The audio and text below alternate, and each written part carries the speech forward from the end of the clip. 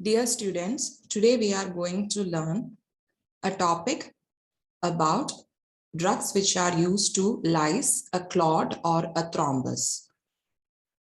As you can see in the picture, a clot or a thrombus formed in the blood vessel leads to occlusion of the arteries, and it can cause many diseases like myocardial infarction, stroke.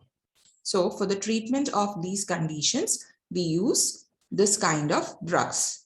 So the topic is fibrinolytics. Let us see the contents. It includes introduction, physiology, clinically important fibrinolytics, their uses, adverse effects, and contraindications. So coming to introduction, what are fibrinolytics?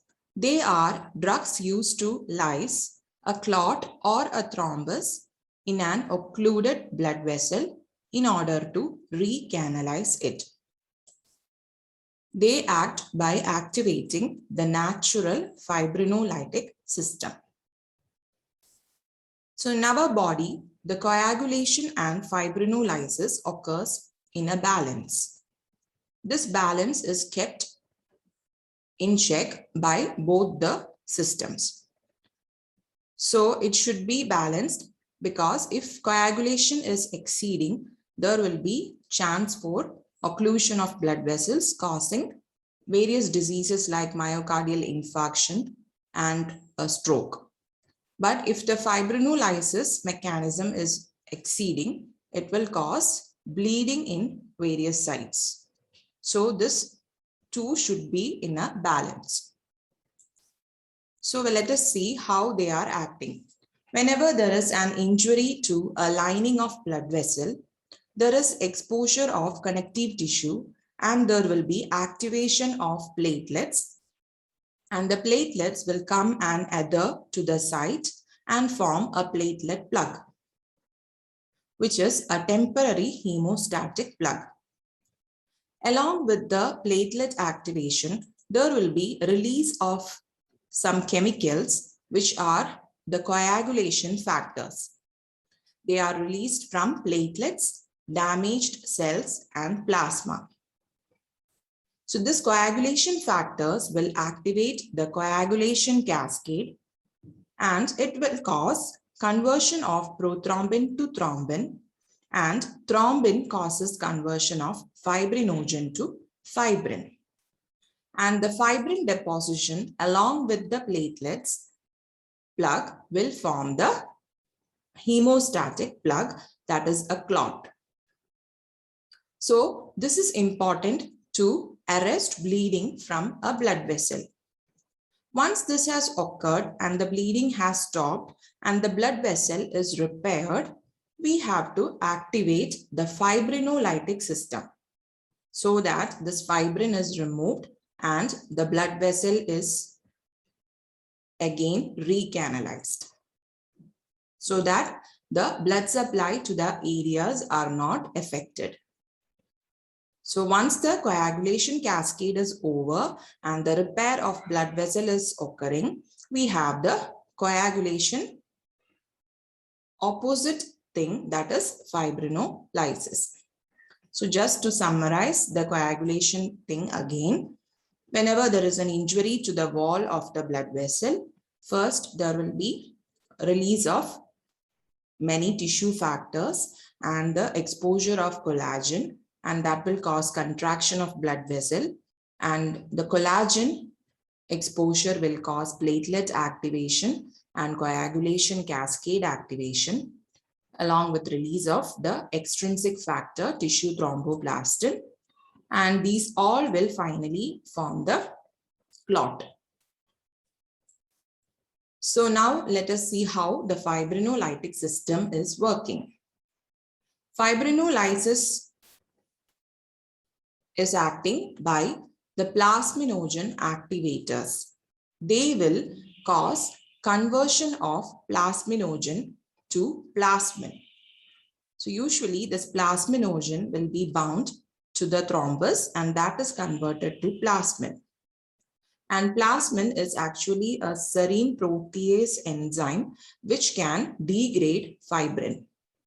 So this fibrin is degraded and you get fibrin degradation products which will dissolve the clot finally. So in order to check this fibrinolytic system, we have plasminogen activator inhibitors in our body. That is called tissue plasminogen activator inhibitors. Then also you have an antiplasmin which will inhibit the plasmin action. So this fibrinolytic system is kept in balance by two substances, plasminogen activator inhibitor and antiplasmin.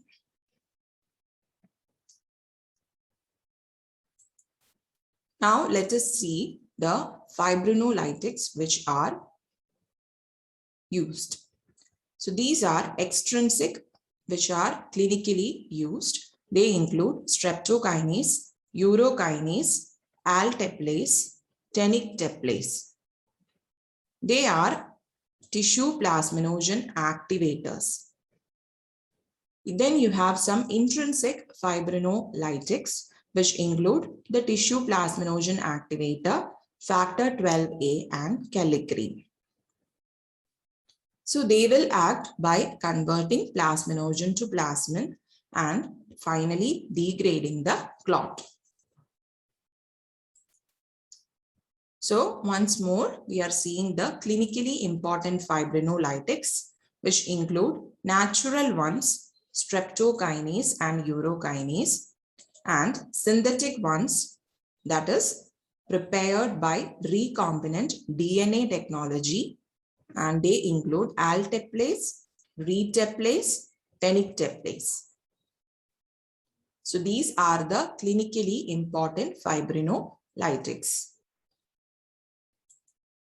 Coming to streptokinase, it was the first clinically used fibrinolytic drug. It is natural. It is a protein obtained from beta hemolytic streptococci. So that is why we have the name as streptokinase. Mechanism of action of streptokinase, it binds with plasminogen and the complex of streptokinase plasminogen will cause activation of plasminogen to plasmin. And there is degradation of fibrin. One more thing is they are non-fibrin specific. They also degrades fibrinogen. What is the mechanism? We'll see the picture. Streptokinase combines with plasminogen and this complex will cause conversion of plasminogen to plasmin and plasmin will cause degradation of fibrin. As I told before, streptokinase is also degrading fibrinogen. Now, what are the advantages of streptokinase? Since it is a natural product, it is least expensive. While there are some disadvantages, there is production of anti-streptococcal antibodies by the body, in our body. So it is actually an antigenic substance. So we cannot give it again in a patient who has received streptokinase recently. And it is not fibrin selective. Pharmacokinetics, a loading dose is necessary for streptokinase. That is, we have to give an initial high dose so that we get the therapeutic levels in the plasma. The T-half is 30 to 80 minutes. So usually we give as 1.5 mu IV infusion over 1 hour. Adverse effects of streptokinase includes bleeding when it is in overdose, hypotension, allergic reactions like fever, rashes, and anaphylaxis can occur rarely. Now coming to urokinase. Urokinase is also a natural fibrinolytic. It is isolated from human urine. It is commercially prepared from cultured human kidney cells. It causes direct activation of plasminogen.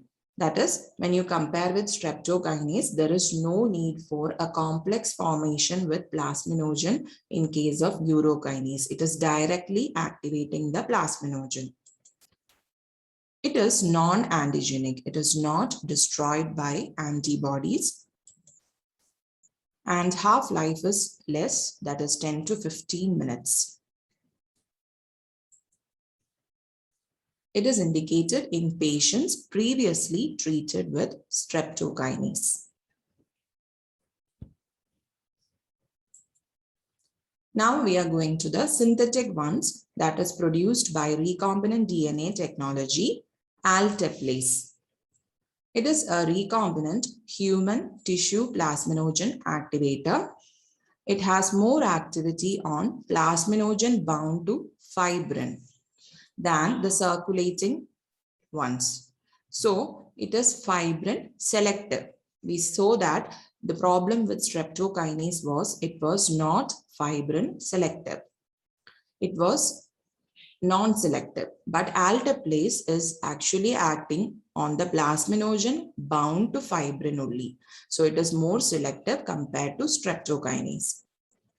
Pharmacokinetics, the T half is only 4 to 8 minutes and the action lasts for 90 minutes. It is usually given intravenous along with heparin. Advantages of alteplase. It is non-antigenic, so it is not destroyed by antibodies. It is non-pyrogenic, so there will not be any reactions like fever, rashes and all. It is rapid acting and it is more potent and effective compared to streptokinase. Disadvantage, it is expensive. That is the problem with alteplase and all the recombinant ones. Reteplase and tenecteplase are also recombinant tissue plasminogen activators. They have a longer plasma half-life compared with alteplase. They are also given as IV bolus doses. Tenecteplase has higher fibrin selectivity. Coming to the uses of fibrinolytics, they are used in acute myocardial infarction as an alternative to percutaneous coronary intervention with stent replacement. If we can give the fibrinolytics within 3 hours, within 1 to 3 hours, it is very effective. So we have a golden period for the action of fibrinolytics, even in myocardial infarction and in stroke. So you can try the fibrinolytics if we see the patient within 3 hours. They will lyse the clot in the coronary artery and will help the recanalization.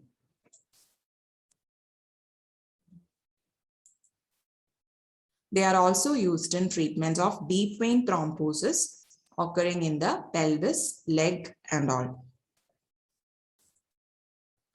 They are also used in pulmonary embolism. If it is a large embolism, the fibrinolytics will help to restore the lung function. In peripheral arterial occlusion, they are also useful. And in acute ischemic stroke, if we see the patient within 3 hours, we can try fibrinolytics so that the clot is removed and there is recanalization. But we should always be cautious about the side effect, bleeding that can occur because of the use of fibrinolytics. So there are some certain indications which should be followed if we are using fibrinolytics. We should rule out any possibility of bleeding in the patients. Adverse effects, as we said, bleeding is the major adverse effect. So we should always rule out patients who are at risk of bleeding disorders and patients who are having increased chances of bleeding, and then only we should give the fibrinolytics. Allergic reactions like fever, rashes, very rarely anaphylaxis may occur. They cause hypotension and sometimes hemorrhagic stroke can occur. Contraindications to the use of fibrinolytics: any history of ischemic stroke, intracranial hemorrhage, or head injury, we should never give fibrinolytics. Any history of major surgeries within 3 weeks, and history of uncontrolled hypertension, any active bleeding or hemorrhagic disorders, serious gastrointestinal bleeding within 3 months, and pregnancy is a contraindication for fibrinolytic use. So to summarize, we saw that fibrinolytics are used in the treatment of acute myocardial infarction, ischemic stroke, deep vein thrombosis, pulmonary embolism, peripheral arterial occlusion. And we have natural and recombinant fibrinolytics. The natural fibrinolytics include streptokinase and urokinase, of which streptokinase is clinically used commonly. And in the recombinant ones, we have alteplase, tenecteplase, and reteplase. The problem with the recombinant ones are they are very expensive. So just to summarize the characters, we can see that streptokinase, the source is from beta hemolytic streptococci. It is a natural fibrinolytic obtained. But the problem is it has antigenicity. Therefore, there is production of antibodies as well as there is chance for allergic reactions like fever, rashes. And we cannot repeat the use of streptokinase in a patient because of this antibody production. And another disadvantage of streptokinase is it is not fibrin selective. And you cannot give as IV bolus. It is given as IV infusion. And the half-life is 30 to 80 minutes. The advantage of streptokinase is that it is cheap in comparison with the recombinant ones. Now coming to the recombinant ones, alteplase, reteplase, and tenecteplase, they are recombinant human plasminogen activators. And advantages are they have no antigenicity, so there is no antibody production and there will be no fever or rashes and allergic reactions compared to streptokinase. And they are fibrin selective. And we can give as IV bolus doses. So even in emergencies, we can give these drugs. The half-life is 4 to 8 minutes in alteplase, while it is 13 to 16 minutes in case of reteplase and tenecteplase. The disadvantage of the recombinant fibrinolytics are they are very expensive. You can see the comparison. They are very expensive compared to streptokinase. So the fibrinolytics, they are drugs which are used to lyse a clot or a thrombus and helps to recanalize the blood vessels. They are used in acute myocardial infarction, stroke, peripheral arterial occlusions, deep vein thrombosis, pulmonary embolism. The major adverse effect is bleeding. Thank you.